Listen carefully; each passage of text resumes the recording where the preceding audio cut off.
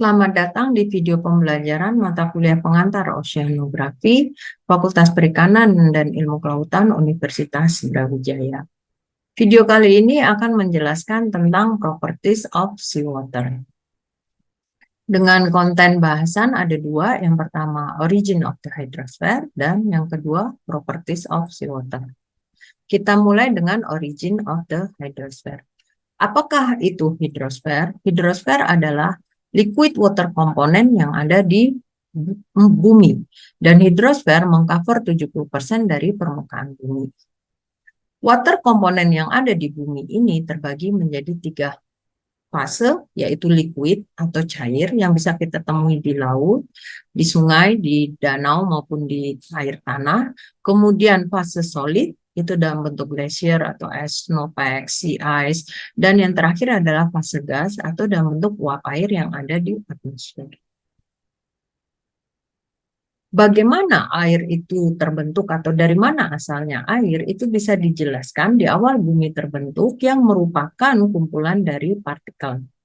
Saat bumi mengalami pemanasan, partikel-partikel ini kemudian meleleh dan membentuk komponen uap air. Kemudian bumi mengalami fase pendinginan dan uap air ini berubah membentuk cairan dan terkumpul di lautan. Ini bisa kita jelaskan dalam siklus hidrologi, di mana air di laut itu mengalami penguapan akibat sinar matahari, kemudian karena perubahan suhu, uap air di udara tersebut bisa mengalami perubahan bentuk menjadi hujan yang masuk ke sungai dan berakhir di laut, ataupun jika suhu terlalu dingin berubah menjadi es dan pada akhirnya juga akan mencair kembali ke laut.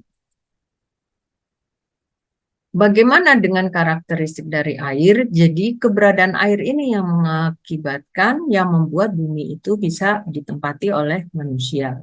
97,2% air di muka bumi ini ditemukan di laut. Untuk bisa memahami tentang lautan, kita harus memahami dulu karakteristik dari air. Air tersusun atas 3 atom, yaitu 2 atom hidrogen dan 1 atom oksigen yang membentuk 1 molekul H2O. Molekul ini terbentuk karena adanya ikatan positif dan negatif antara hidrogen dan oksigen yang disebut dengan ikatan hidrogen. Karena ikatan hidrogen memungkinkan air untuk mengalami perubahan bentuk, dan perubahan ini terjadi karena adanya energi yang bisa digunakan untuk memutus ikatan hidrogen. Energi tersebut hadir dalam bentuk panas. Perubahan suhu atau panas ini yang mengakibatkan air yang terbentuk dalam ikatan hidrogen bisa terlepas atau terbentuk kembali sehingga bisa mengalami perubahan bentuk dari padat maupun cair maupun gas. Selanjutnya kita membahas tentang karakteristik fisika dan juga kimia dari air laut yang terdiri dari suhu, salinitas, densitas, tekanan, cahaya, dan suara. Kita mulai dari suhu. Suhu itu dianggap faktor yang paling penting dan yang paling banyak dipelajari, karena suhu sangat mempengaruhi kehidupan organisme di laut. Suhu dihitung dengan menggunakan satuan derajat Celcius, dan derajat Celcius adalah yang paling banyak digunakan dalam saintifik. Selain itu ada juga dalam satuan derajat Fahrenheit dan juga Kelvin. Perubahan suhu itu mempengaruhi kehidupan organisme di laut, dan kisaran suhu di laut itu berada pada kisaran 38 derajat Celcius yang paling tinggi hingga minus 2 derajat Celcius di laut dalam. Suhu bervariasi secara horizontal dengan adanya perubahan lintang dari lokasi suatu perairan. Gambar ini menjelaskan tentang profil suhu secara vertikal di laut. Jadi berdasarkan kedalaman, suhu laut dapat dibagi menjadi 3 lapisan. Yang pertama, lapisan permukaan atau mixed layer yang sangat dipengaruhi oleh cahaya maupun angin dan hujan.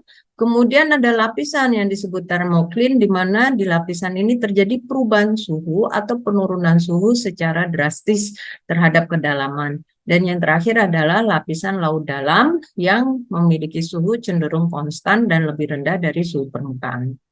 Gambar di sebelahnya menjelaskan tentang variasi suhu secara vertikal berdasarkan letak lintang, di mana ini ada low latitude untuk daerah tropis, mid latitude daerah subtropis, dan high latitude. Dan kita bisa melihat perbedaan suhu permukaan dan suhu laut dalam pada masing-masing wilayah.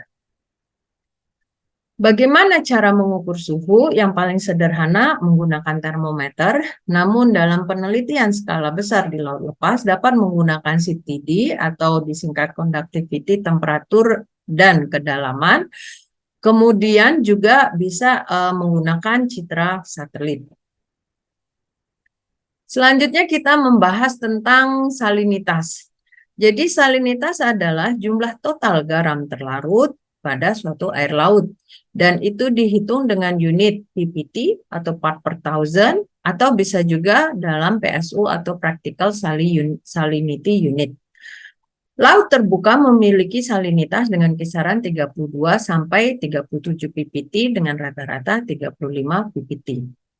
Secara vertikal, perubahan salinitas tidak menunjukkan variasi yang terlalu besar. Garam-garam yang ada di laut ini berasal dari reaksi kimia air laut dengan sedimen, bisa berasal dari gas yang diproduksi oleh gunung berapi, maupun aktivitas di laut dalam.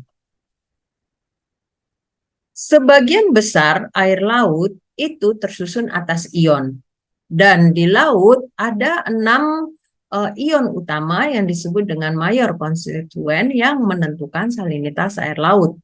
Keenam ion tersebut adalah ion klorida, sodium, sulfat, magnesium, kalsium, dan potasium.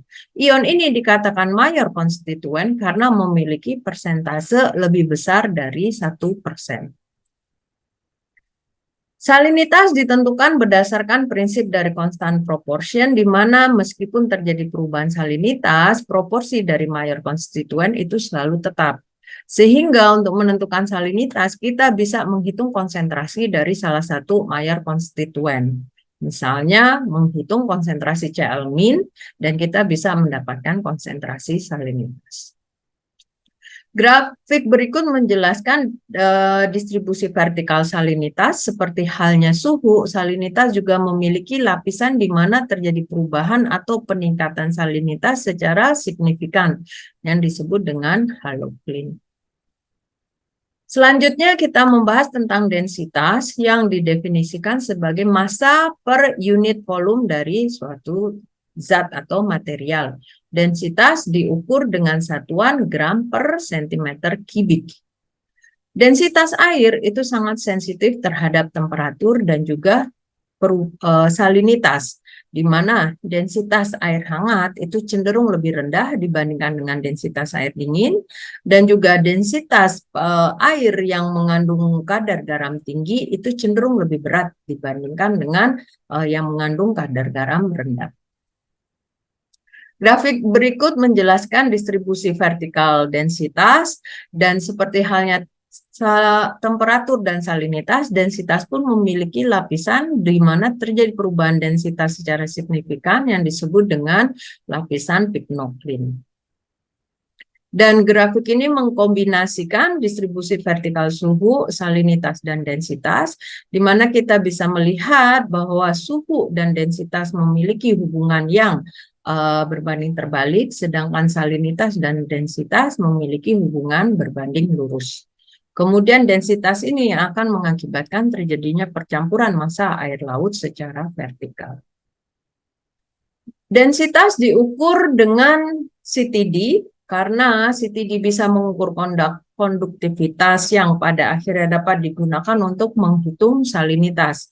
Kemudian saat suhu, salinitas, dan tekanan diketahui dapat digunakan untuk menghitung densitas air laut. Namun selain CTD, densitas juga dapat diukur dengan menggunakan TS diagram atau temperatur salinity diagram, di mana kita bisa plotting temperatur dan salinitas dari massa air yang kita miliki untuk mendapatkan nilai densitasnya. Faktor berikutnya adalah tekanan. Tekanan itu dikatakan sebagai faktor, salah satu faktor di laut yang paling mudah bisa diprediksi nilainya dan menunjukkan sebaran yang sangat besar. Karena tekanan di laut itu pada kedalaman 0 meter atau permukaan laut itu setara dengan 0 atm atau 14,7 PSI atau pounds per square inch. Dan di setiap peningkatan 10 meter atau penurunan kedalaman laut 10 meter terjadi peningkatan 1 atmosfer. Organisme di laut itu sangat terpengaruh oleh adanya tekanan secara vertikal karena semakin dalam semakin besar tekanan dan dapat mempengaruhi kehidupan organisme. Faktor berikutnya adalah cahaya. Air laut dapat mentransmisikan sinar tampak dari sinar matahari. Jadi sinar tampak sinar matahari yang sampai di permukaan laut itu 60%-nya akan diserap pada kedalaman 1 meter per tahun. Dan pada kedalaman 10 meter, 80% sinar matahari itu sudah habis terserap. Kemudian di kedalaman 150 meter, jika kondisi perairan sangat bersih, itu hanya akan tersisa 1% dari total sinar matahari yang masuk ke permukaan laut. Setelah kedalaman 1000 meter, tidak ada lagi sinar matahari yang bisa masuk. Nah, penyerapan sinar matahari ini terjadi karena adanya partikel-partikel tersuspensi di kolom perairan, seperti adanya organisme-organisme berukuran kecil, kemudian molekul air dan juga senyawa garam memiliki kemampuan untuk menyerap sinar matahari. Semakin bertambah kedalaman, maka semakin menurun intensitas sinar matahari, dan ini dikenal dengan istilah atenuasi.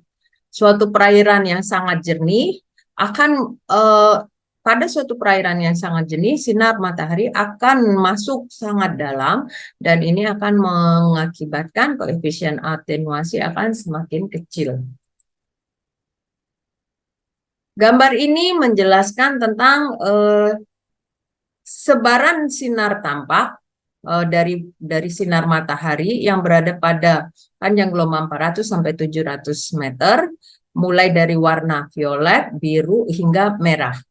Nah, kemudian sinar tampak ini kalau mengenai permukaan laut itu akan diserap, di mana warna merah itu yang paling cepat habis atau terserap, kemudian yang paling akhir itu adalah warna biru. Sehingga laut akan selalu tampak berwarna biru dengan semakin dalam. Faktor terakhir adalah suara. Suara dapat merambat lebih jauh dan lebih cepat di air atau air laut dibandingkan dengan di udara. Kemudian kecepatan rambat suara di laut itu sangat dipengaruhi oleh suhu, tekanan, dan juga kandungan garam. Suara dapat pada bagian ini, jika dibandingkan dengan cahaya, suara dapat merambat pada kecepatan yang lebih jauh dibandingkan cahaya di perairan laut. Demikian materi kita hari ini tentang properties of seawater. Mudah-mudahan dapat dipahami dan dapat memberikan manfaat. Terima kasih.